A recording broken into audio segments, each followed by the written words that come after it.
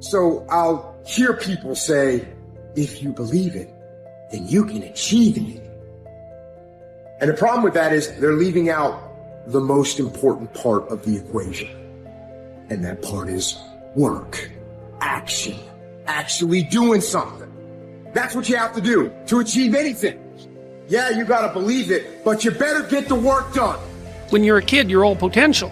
It's chaotic potential. It can manifest itself in any number of ways. And maybe you don't want to give that up. So you're like Peter Pan. You want to be a kid forever because you don't want to give up the potential. And you look out in the world and all you see are Captain Hooks, who've lost a hand, who are chased by death because that's the clock in the crocodile. It's already got a taste of him. He's terrified by death and he's a tyrant. Well, I don't want to grow up to be that. So I won't be disciplined at all. Well, that's no good because the way the potential transforms itself into actuality is through discipline. They say, well, I don't know what to do. It's like, that's okay. Nobody does. Go do something. Do the best thing that you can think of. Put the best plan you have into practice. It's not going to be perfect and it will change along the way. But it will change partly because you become disciplined pursuing the path. And as you become disciplined, you become wiser. And as you become wiser, you become able to formulate better and better plans. What does it take to really make the changes starting tomorrow?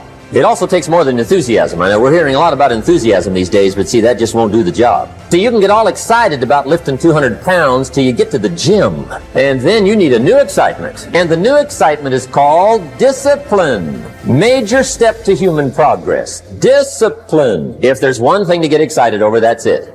Get excited over your ability to make yourself do the necessary things. It's a commitment. It's not a feeling. Commitments don't have nothing to do with your feelings. You do it because you're supposed to.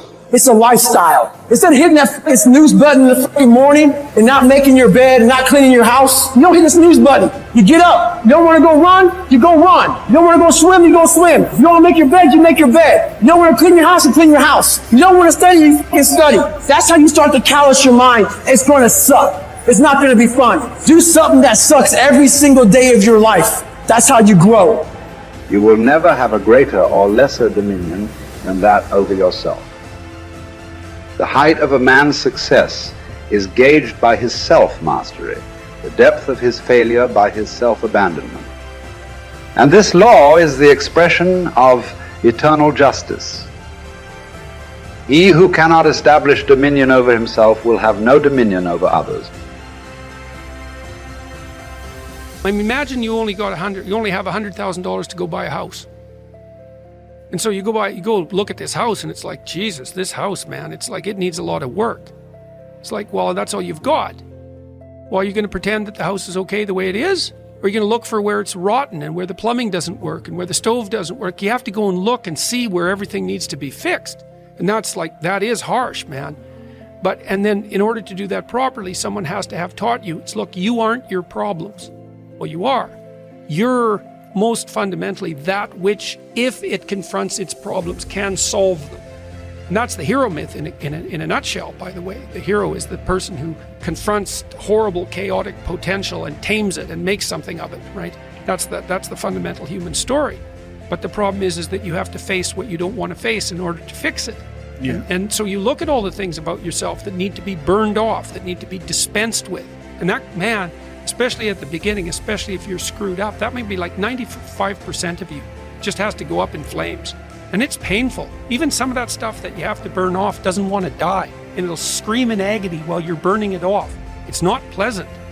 But if you know that you're the thing that can transcend your problems, most fundamentally, if you know you're the thing that, if it faces the problems, can transcend them, then you have the faith that would enable you to take stock of who you are.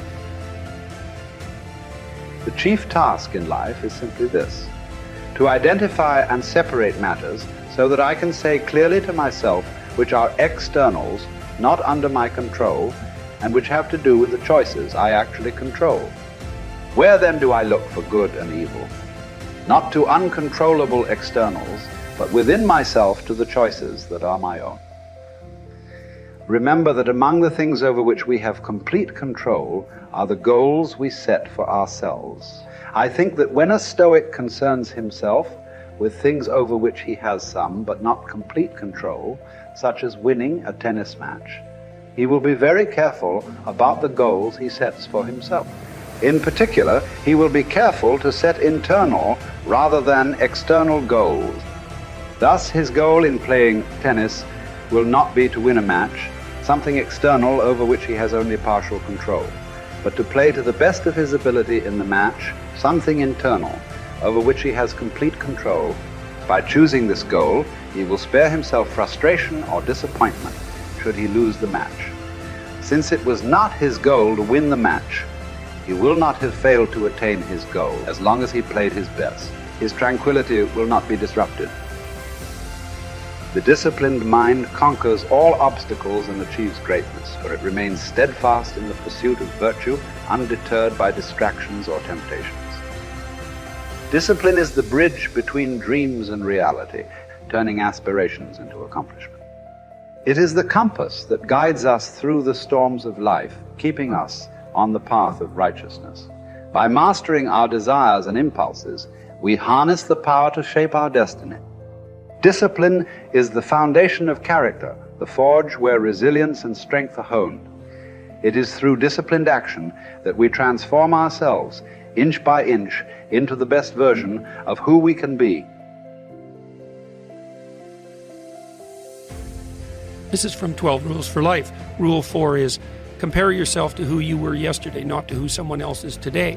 Yes. Because you need to have a hierarchy of improvement. You need to be aiming for something, and that means you're going to be lesser than people who've already attained along that dimension. Yes. And that can give rise to envy. So the question is, who should you defeat in the final analysis? And the answer is, you should defeat your former self. You should be constantly trying to do that. And you're the right control for yourself too, because you're the one who's had all your advantages and disadvantages.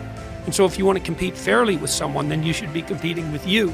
And it is the case, and this is what we were talking about too with regards to the self-improvement of the fighter, is, well, if you're improving yourself, then what you are doing is competing with your lesser self. And then you might also ask, well, what is that lesser self? And that lesser self would be resentful and bitter and aggressive and vengeance-seeking and all of those things that go along with having a negative moral character. And those are things that interfere with your ability to progress as you move forward through life. So it's very necessary to understand that this is why, I've been stressing this idea of personal responsibility. It's like, well, personal responsibility is to compete with yourself, is to be slightly better than yourself the next day. Yes. And it better in some way that you can actually manage, and that's humility. It's right, like, well, I'm a flawed person, I've got all my problems. Could I be as good as person X? It's like not the right question. The right question is, could you be slightly better tomorrow than your currently flawed self?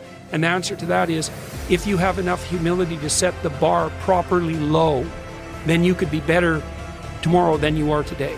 Because what you also have to do is you have to say, well, here's all my flaws and my insufficiencies, and the best that someone that flawed and insufficient could do to improve and actually do it is this. And that's not worth going out in the street and celebrating with placards, It's like, well, this is why I tell people to clean their room. It's not going to brag to someone that you did that. But someone as insufficient as you might be able to manage it. And that means you actually are on the pathway to self-improvement and you're transcending your former self. And you might say, well, what's the right way of being in the world, if there is such a thing? And it's not acting according to a set of rules. It's attempting continually to transcend the flawed thing that you currently are. And what's so interesting about that is that the meaning in life is to be found in that pursuit. So I've been laying that out in these discussions too, because I say, well, the fundamental issue is that life is tragic and difficult, very tragic and difficult for everyone. And it's also tainted by malevolence, because no matter how things are tragic and difficult, but there's always some stupid thing that you could do or someone else could do that could make it even worse than it has to be. So that's life. And you need an antidote to that, because that can embitter you.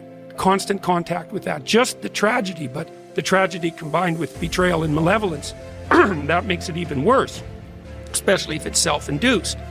Okay, so you need something to set against that so you don't get bitter and resentful. Well, what do you set against that? Doing something worthwhile.